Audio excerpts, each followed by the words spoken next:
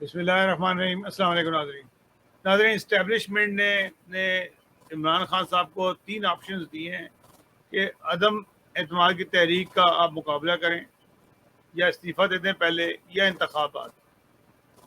لیکن عمران خان صاحب کچھ اور سوچ رہے ہیں اور وہ بڑے مطمئن بھی ہیں، لیکن نظر یہ آتا ہے کہ اب پریشانی بھی ان کی بڑھتی جا رہی ہے.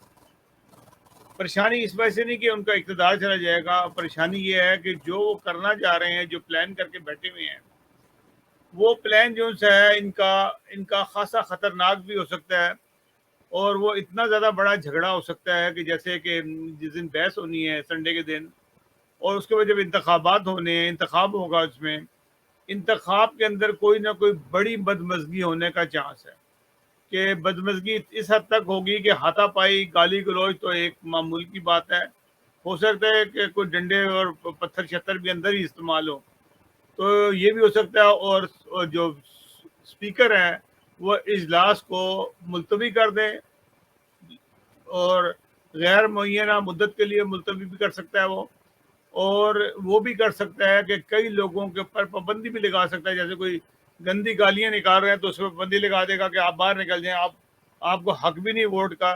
تو یہ بھی کچھ ہو سکتا ہے. پھر بہت سارے آپشنز یہ ہیں کہ اگر ان کے 20 تو نہیں، بہت زیادہ ہوتے ہیں. ایک تو سب سے بڑی بات ہے، سپریم کورٹ کا بھی فیصلہ نہیں آیا جو منحرف ارکان کے لیے تھا. اگر منحرف ارکان کا کل تک فیصلہ آ جاتا ہے، یا اتوار سنڈے کو بھی آ جاتا ہے صبح، تو وہ تو ووٹ نہیں ڈال سکیں گے اگر ان کے خلاف آتا ہے. اگر ان کے حق میں آ گیا تو پھر تو بات ختم ہو گئی.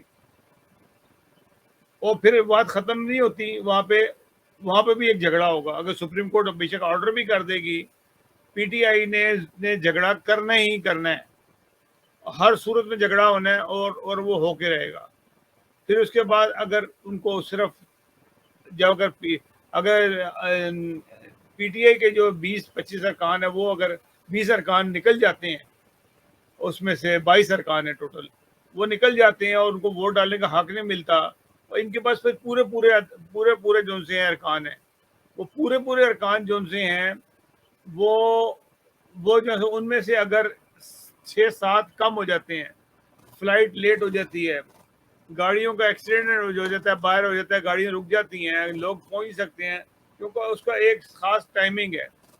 کیونکہ یہ ساری چیزیں انڈرسٹینڈنگ سے ہونی ہے، اور انڈرسٹینڈنگ سے ہو کے میرا خیال یہ ہے کہ ایک پلان جو ہے وہ تیار ہو چکا ہے عمران خان کا کہ ہم نے ان کو کیسے گرنا ہے. کیونکہ عمران خان یہ جانتا ہے کہ انہوں نے مجھ سے دھوکہ کیا، انہوں نے میرے بندے توڑے، اور بندے خرید کے انہوں نے لوگوں کو اکٹھا کیا میرے خلاف، اور ایک سازش جو سی ہے، ایک انٹرنیشنل سازش کا یہ لوگ شکار ہوئے، اور اس کے اوپر عمل کر رہے ہیں. جیسے کہ کل سارا بات کھل کے آ گئی کہ امریکہ کا نام بھی لیا گیا درپردہ، اور آج جیسے کہ صحافیوں سے ملاقات ہوئی جس کے اندر انہوں نے بالکل کلیئر بتا دیا کہ یہ کیا ہو رہا ہے، ساری گیم کیا ہو رہی ہے، ہر چیز بتا دی گئی ہے. پھر ارشد شریف کے پروگرام کے اندر بھی کافی کھل کے باتیں ہوئی ہیں.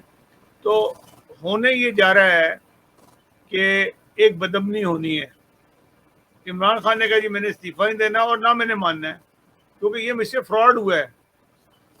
یہ ان لوگوں نے پیسہ پھینک کے، یعنی کہ اگر 10-11 ارب روپے خرچ کر کے لوگوں کو خرید لیا، پی ٹی آئی کو ایم کیو ایم کو خرید لیا، اس کو خرید لیا، خریدے گئے تو چودھری بھی تھے.